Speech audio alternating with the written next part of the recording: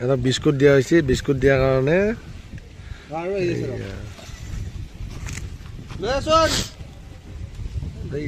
খাই আছে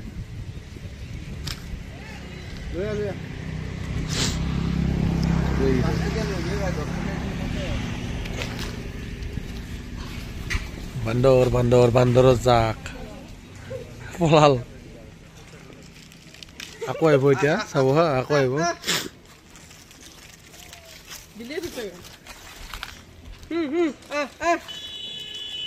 কুকুৰ গৈছে